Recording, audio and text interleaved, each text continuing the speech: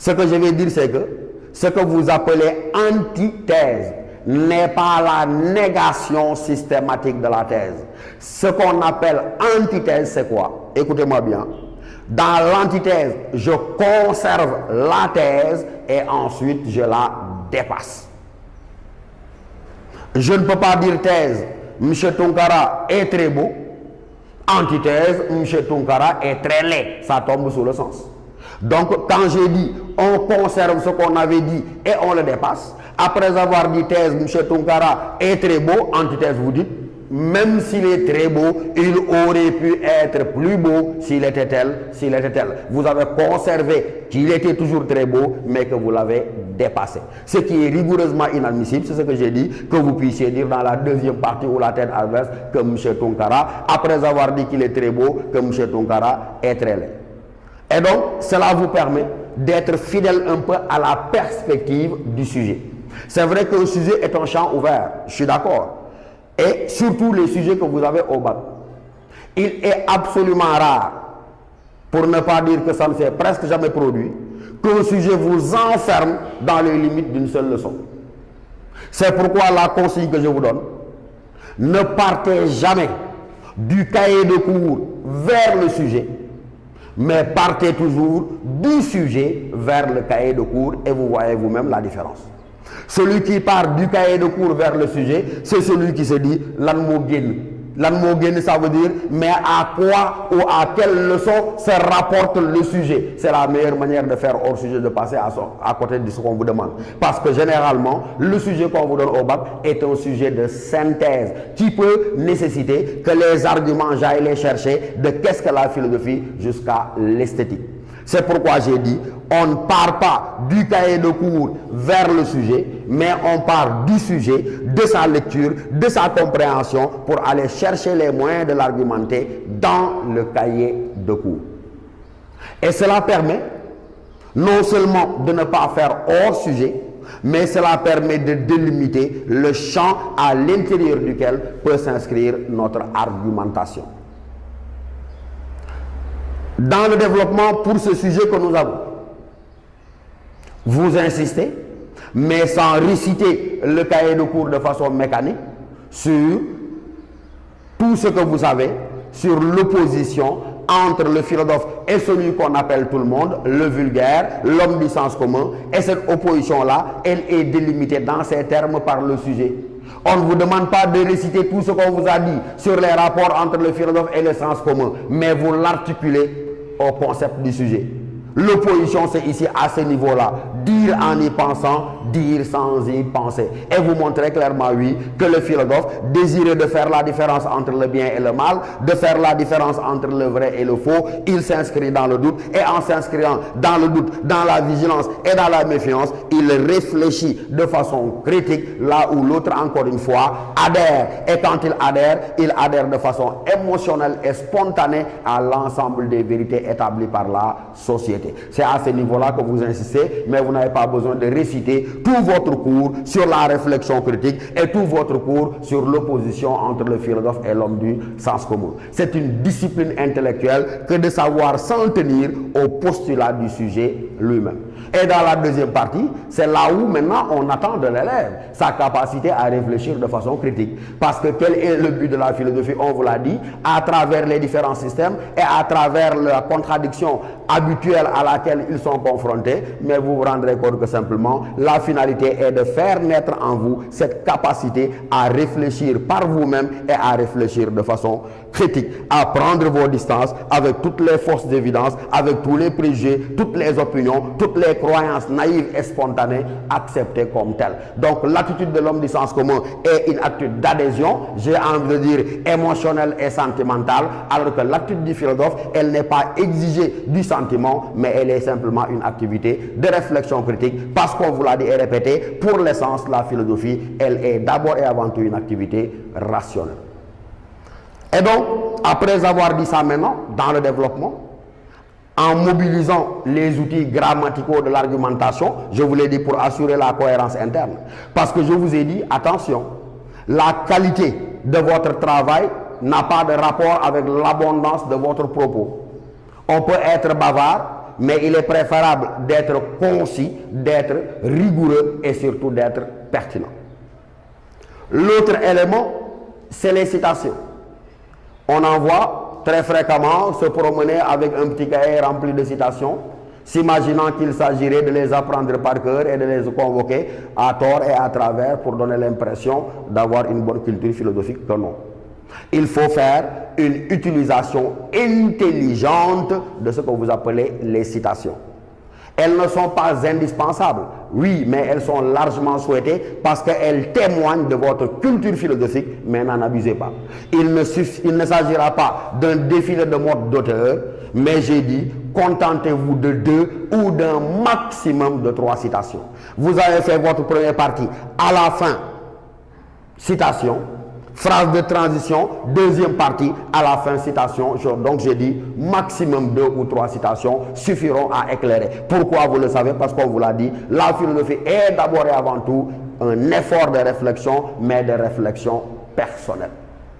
Et donc il ne faudrait pas abuser de ces citations-là. Il ne faudrait pas également les forcer. Elles devraient naturellement venir d'elles-mêmes parce qu'elles s'imposent au moment où vous êtes en train de vouloir les convoquer. L'autre élément important, c'est de veiller à l'équilibre des parties. Je conviens avec vous qu'on a forcément plus d'idées ici que là-bas, mais vous verrez vous-même, et vous êtes d'accord avec moi, qu'il serait absolument inélégant d'avoir 3 pages pour la première partie et 2 pages pour la deuxième partie ou 1 page pour la deuxième partie. Donc même s'il ne peut pas y avoir de proportion absolue, veillez autant que possible à équilibrer les différentes parties. Et ensuite, comme je l'ai dit, non seulement je m'appuie sur les outils grammaticaux de l'argumentation, mais également je dois faire en sorte que les transitions puissent être assurées. Parce que ce sont les transitions qui permettent au correcteur de surveiller la progression de mon argumentation. Lorsque une copie est bien présentée, le correcteur qui a 400 ou 500 copies, il ne se fatigue pas parce qu'il surveille les phrases de transition et ça lui permet de voir la progression de votre propre raisonnement. Vous pouvez déjà faire une synthèse partielle à la fin du développement. Mais n'oubliez pas que dans la conclusion maintenant, qui est la dernière étape, vous allez avoir 3 parties fondamentales dans la conclusion. La première partie, c'est le résumé, le bilan ou la synthèse des différentes articulations de développement. Et la deuxième partie obligatoire, c'est le moment par lequel vous prenez position. Ça veut dire quoi? Que vous répondez à la question posée par le sujet. Parce que dans tous les cas, on vous a dit qu'en pensez-vous, ou bien on vous a posé une question directe. Je ne réponds ni dans l'introduction, je ne trahis pas de réponse non plus dans le développement, mais ce n'est qu'au niveau de la conclusion que je prends position. La troisième chose que vous avez apprise depuis très longtemps, elle est facultative, c'est le fait d'ouvrir le sujet à 2 autres perspectives. Mais retenez-le, 2 étapes contraignantes dans la conclusion. D'abord, la synthèse, le bilan des différentes articulations de développement et ensuite la prise de position en évitant bien sûr la première personne du singulier. Ne dites pas moi je pense, mais dites de notre point de vue, à notre avis et donnez votre position donc par rapport à la question. Voilà donc les exigences minimales auxquelles vous devez être astreint lorsqu'il s'agit du travail de dissertation philosophique. Je crois que vous avez retenu l'essentiel de mon propos, à savoir que accorder une place extrêmement importante à la lecture, à la relecture et à la compréhension du sujet.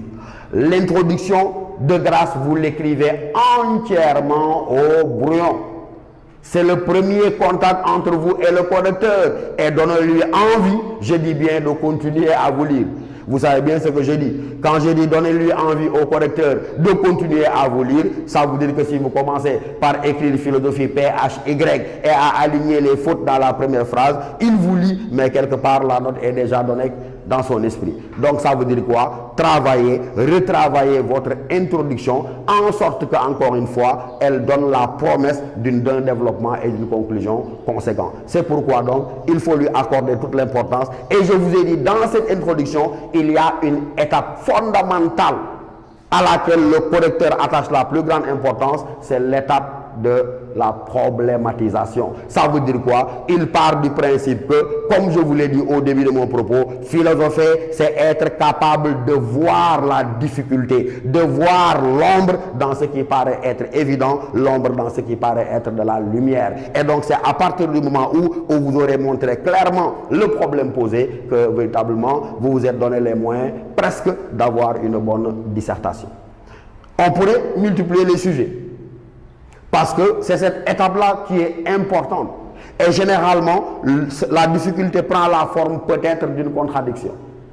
Un autre sujet, déjà sorti au bac, juste pour qu'ensemble, on s'habitue à voir la difficulté et à réussir notre problématisation. Le sujet dit, un acte peut-il être inhumain? Mais je n'ai pas de problème. Ouais. Quand le sujet dit un acte peut-il être inhumain, mais vous vous dites tout de suite, attention, qu'est-ce qui fait problème si je vous posais la question à l'un de vous? Je crois que n'importe lequel d'entre vous mais pourrait tout de suite me dire, Michel, il y a problème. Il y a problème à demander, mais un acte peut-il être inhumain? Et où se trouve le problème? C'est évident. Il est dans la contradiction qu'il y a. Le problème, disais-je, est dans la contradiction qu'il y a entre un acte et inhumain. Parce qu'en principe, un acte posé par l'homme devrait-il être inhumain, mais un acte posé par l'homme, on devrait en dire qu'il est humain. Et donc le problème, c'est de se demander comment un acte posé par l'homme peut-il en même temps non pas être humain, mais être inhumain. Et vous voyez déjà. Travaillons toujours sur un autre sujet sorti au bac. On vous dit, toujours pour nous aider à nous familiariser avec la mise en évidence du problème, on nous dit le rationnel est-il le critère? On nous dit le rationnel est-il le critère de la vérité? C'est déjà un sujet sorti au bac. Et vous êtes capable vous-même de me dire, mais qu'est-ce qui fait problème?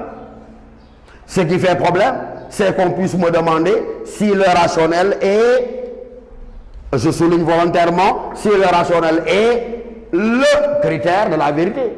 Si la question était, le rationnel est-il un critère, vous me direz que la question n'a pas besoin d'être posée. Mais donc ce qui fait problème, c'est qu'on puisse me demander si le rationnel est le, sous-entendu, le seul critère de la vérité. Pourquoi cela fait-il problème? Parce qu'on vous l'a appris.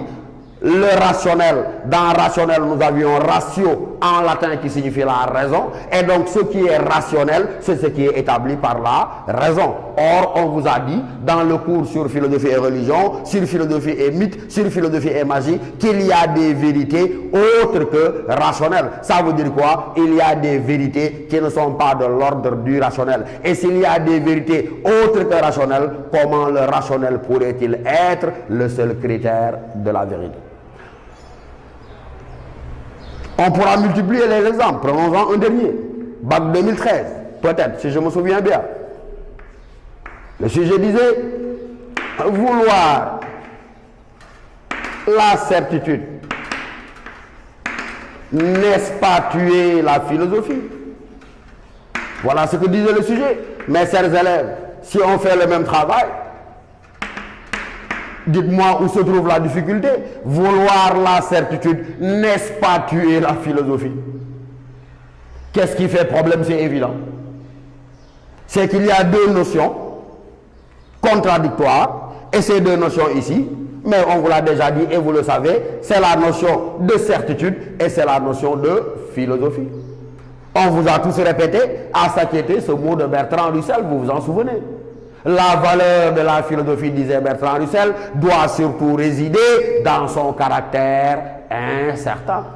Et si la philosophie donc baigne dans une incertitude permanente du fait de l'impossibilité pour elle d'apporter des réponses définitives à ces questions-là, tout le monde sait donc que le jour où la philosophie se fera certitude, elle cessera d'être philosophie. Donc la difficulté, comment demander si la certitude ne tuerait pas la philosophie, si on sait que par essence et par définition, la philosophie, elle se veut incertaine parce que n'admettant jamais de réponse définitive.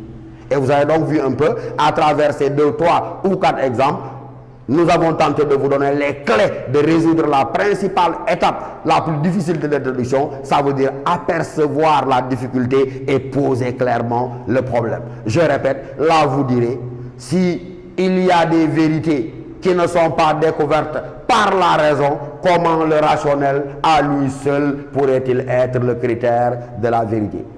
Le sujet qui disait un acte peut-il être inhumain, vous dites la même chose. Si, comment un acte posé par l'homme releverait-il non pas de l'humain, mais de l'inhumain, etc., etc. Et quand vous serez habitué à vous répéter et à vous exercer autour de cela, vous serez parfaitement apte à apercevoir la difficulté et à vous donner les moyens d'avoir une très bonne dissertation.